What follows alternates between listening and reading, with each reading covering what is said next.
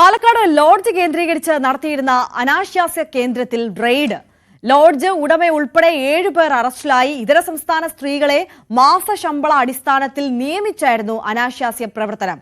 ആയിഷത്തുൽ ഷംന ചേരുന്നു വിവരങ്ങളുമായി. ഷംന, ഈ സംഘത്തിലേക്ക് പോലീസ് എത്തുന്നത് എങ്ങനെയാണ്? ആര്യ, കൃത്യമായ വിവരത്തിന്റെ അടിസ്ഥാനത്തിൽ തന്നെ രഹസ്യ വിവരത്തിന്റെ അടിസ്ഥാനത്തിലാണ് പോലീസ് ഈ ലോഡ്ജ് കേന്ദ്രീകരിച്ച് റെയ്ഡ് നടത്തുന്നത്. ഇന്ന് പുലർച്ചെയായിരുന്നു റെയ്ഡ്. ഇതിൽ തന്നെ ഈ പാലക്കാട് വിക്ടോറിയ കോളേജിന്റെ സമീപത്തെ ലോഡ്ജിൽ നിന്നാണ് 4 സ്ത്രീകളെയും 2 പുരുഷന്മാരെയും ഇപ്പോൾ പോലീസ് അറസ്റ്റ് ചെയ്തിട്ടുള്ളത്.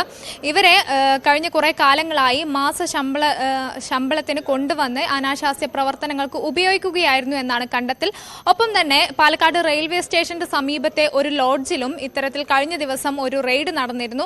ഈ 2 ഹോട്ടൽ ഉടമയും ഒരാളാണ് എന്നാണ് ഇപ്പോൾ പോലീസ് നൽകുന്ന വിവരം. അങ്ങനെയെങ്കിൽ ഈ റെയിൽവേ സ്റ്റേഷന്റെ സമീപത്തുള്ള ലോഡ്ജിലും ഇത്തരത്തിലുള്ള സംഭവങ്ങൾ എന്തെങ്കിലും ഉണ്ടോ എന്നതടക്കമുള്ള അന്വേഷണങ്ങൾ ഇനി പുരോഗമിക്കേണ്ടതുണ്ട്.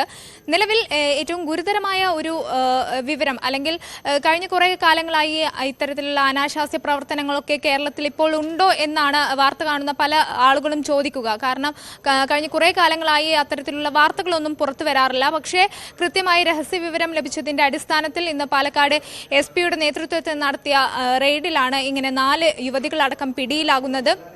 ഇവർക്ക് മാസശമ്പളം ആയിരുന്നു നൽകിയിരുന്നത്. അങ്ങനെ വിവിധയിടങ്ങളിലേക്ക് ഇവരെ അനാശാസ്യ പ്രവർത്തനങ്ങൾക്കായി പറഞ്ഞയക്കുകയും ഈ ലോഡ്ജിൽ ഇത്തരം പ്രവർത്തനങ്ങൾ നടക്കുകയും ചെയ്തതായാണ് ഇപ്പോൾ കണ്ടെത്തലാര്യ. ശരി, ആയിഷത്തുൽ ഷംനയാണ് വിശദാംശങ്ങൾ നൽകിയത്. മറ്റൊരു വാർത്തയിലേക്ക് കടന്നാൽ